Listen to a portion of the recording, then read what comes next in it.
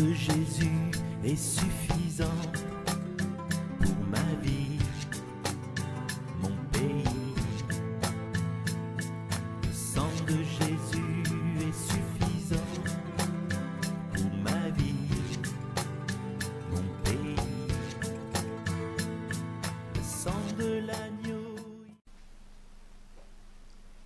Bonjour à vous, Patrick Évangile 4. Donc voici une vidéo qui va parler à Ludovic Rouget. Donc c'est une personne que j'ai rencontrée il y a quelque temps, qui a coupé les liens, qui a coupé les ponts depuis le changement du site annuaire des églises indépendantes francophones avec la création du site répertoire des cellules de l'église de Jésus-Christ. Site des annuaires rebaptisé Alliance. Donc je m'adresse à Ludovic Rouget car c'est le seul moyen pour pouvoir échanger, partager, s'exhorter.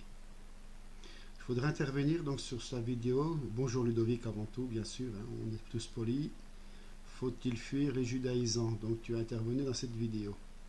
Donc c'est un petit message court que je vais faire parce que je voudrais intervenir sur certains propos que tu as dit.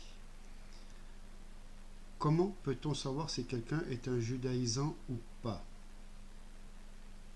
Donc j'ai regardé et écouté ta vidéo, mais ceci est juste pour donner une réponse rapide.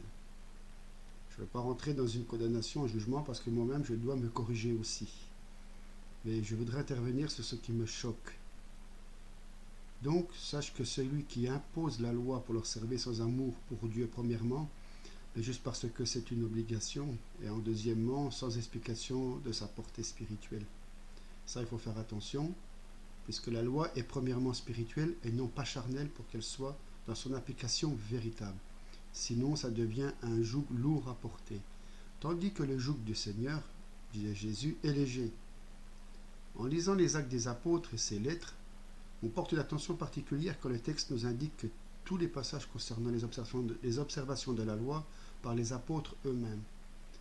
Gardons en esprit que tout se passe après la résurrection de Jésus-Christ. Donc, s'ils continuèrent à faire telle ou telle chose, ou au contraire, ils ont lâché de faire telle ou telle chose, à nous de vérifier. Donc en entendant le début, j'ai constaté que tu étais complètement dans le champ concernant du nom de Yeshua, Jésus. Tu es contre l'appel par son vrai nom d'origine alors que tu le prêchais il n'y a pas si longtemps sur TV de Vie. C'est très bizarre ce changement de position. Je suis d'accord qu'aller au mur de la mutation ce n'est pas adéquat pour nous. Mais pour le nom véritable de quelqu'un, c'est trop. Je voudrais prendre comme exemple mon propre prénom, moi c'est Patrick. Mais je l'ai changé pour mon blog en Patrick Évangile 4. On pourrait dire c'est quoi le problème? Le livre Apocalypse était écrit en hébreu par l'apôtre Jean et ensuite traduit en grec. Toutes les images et symboles qui sont présents dans ce livre sont présents dans les prophètes Daniel, Ézéchiel et autres. Parce que Dieu a parlé toujours avec ses prophètes en hébreu. Les premiers disciples, étant des juifs, savaient bien comment expliquer les détails aux païens convertis, à cause que le salut venait des juifs, c'est-à-dire à travers la parole confiée au peuple d'Israël.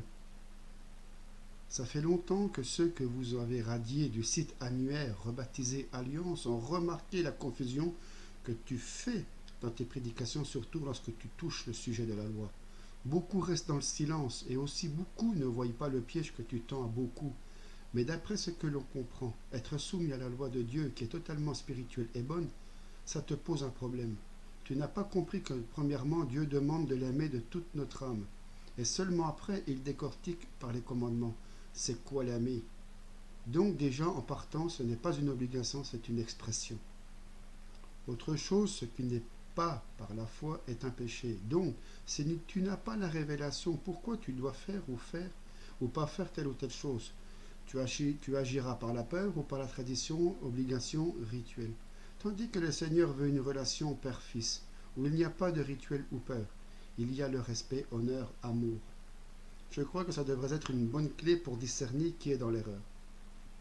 De toute façon, tous les passages où Dieu ne mentionne pas la limite de temps pour arrêter d'observer quoi que ce soit devraient être pour nous comme un indice que cela est valide jusqu'à sa nouvelle déclaration. C'est quand même scandaleux que tu induises les croyants dans ta propre mauvaise interprétation totalement erronée et tu veux créer un centre de formation. Grâce à Dieu, il veille. Tu n'as rien compris ni de la position de Paul concernant la révélation de la grâce, ni de la portée prophétique de tout ce qui est lié à l'observation des choses commandées par Yahweh lui-même à son peuple.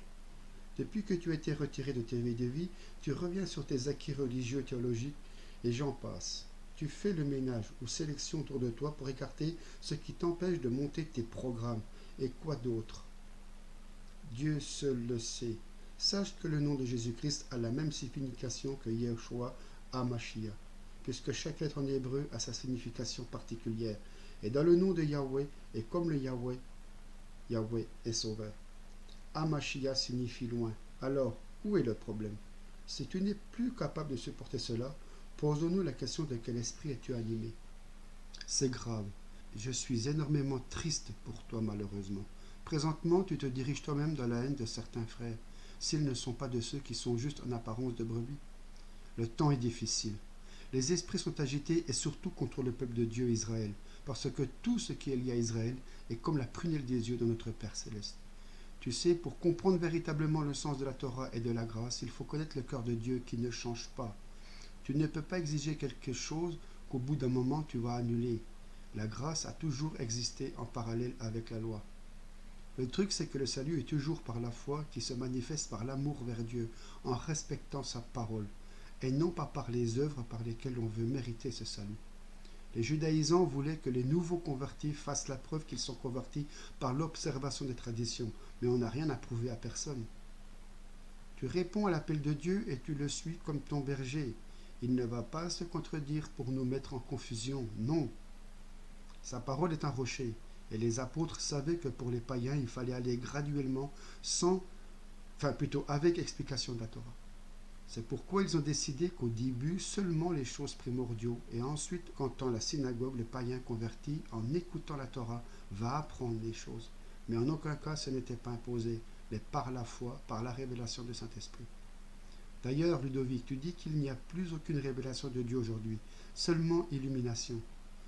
Que tout a été révélé aux premiers apôtres, mais je peux te dire qu'il y a des cas de conversion dans des endroits isolés où le Seigneur a touché quelqu'un sans la possibilité de la lecture biblique. Et la personne a reçu sa parole vivante par l'Esprit Saint. C'est un Dieu souverain et il peut encore agir comme qu'il a agi dans le temps d'Abraham, sans les écrits. On n'a pas le droit de le limiter. Et c'est vraiment dommage que tu ne vois pas réellement tes erreurs, à moins que ce soit volontaire, ton changement de direction ou position, mais que tu accuses ceux qui sont à Dieu. Que Dieu te garde. À bientôt. Amen.